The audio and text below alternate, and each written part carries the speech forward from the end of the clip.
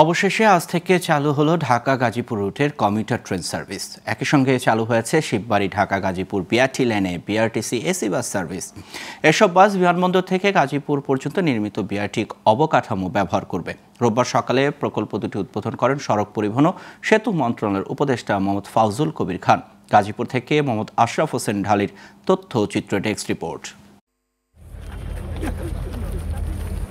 ঢাকা জয়দেবপুর ঢাকা রুটে চলাচল শুরু করেছে ২ জোড়া কমিউটার ট্রেন।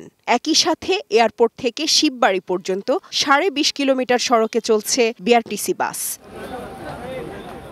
রোববার সকালে জয়দেবপুর রেল জংশনে ঢাকা গাজীপুর রুটের এই ট্রেন সার্ভিসের উদ্বোধন করা হয়। আর এয়ারপোর্ট থেকে শিববাড়ি পর্যন্ত বিআরটি লেন দিয়ে প্রাথমিকভাবে চলাচল শুরু করছে ১০টি বাস।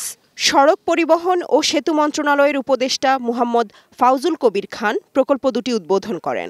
অন্তর্বর্তীকালীন সরকারের যে উন্নয়নের লক্ষ্য এবং এই জুলাই আগস্টের আন্দোলনে যারা শহীদ হয়েছেন, যারা অংশগ্রহণ করেছেন, তাদের সবারই প্রত্যাশা ছিল যে মানুষের জন্য উন্নয়ন হবে।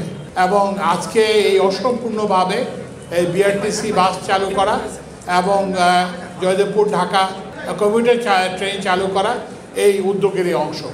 আমরা আশা করি গাজীপুরবাসী এর সুবিধা গ্রহণ করবে। এ সময় আগামী জুন মাসের মধ্যেই বিআরটি প্রকল্পের কাজ শেষ করার নির্দেশ দেন তিনি। এছাড়া আগামী ২৬ মার্চ নরসিংদী ঢাকা নরসিংদী ও নারায়ণগঞ্জ ঢাকা নারায়ণগঞ্জ রুটে কমিউটার ট্রেন চালু করার আশ্বাস দেন তিনি। মানুষ যাতে উপকৃত হয় এজন্য আমরা এই অসম্পূর্ণ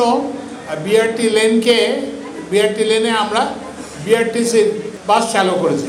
ইতিমধ্যে নির্দেশ দিয়েছি যে এখানকার এই যে বিআরটি লেনের বাকি কাজগুলো দ্রুত সম্পন্ন করতে হবে। বিআরটিতে কিন্তু বিশেষ ধরনের বাস চলবে, সেই বাসগুলোর সংগ্রহ প্রক্রিয়া দ্রুত করার জন্য আমরা উদ্যোগ নিয়েছি এবং আমরা আশা করছি যে আগামী জুনের মধ্যে এই বিআরটিটা মোটামুটিভাবে চালু করা যাবে।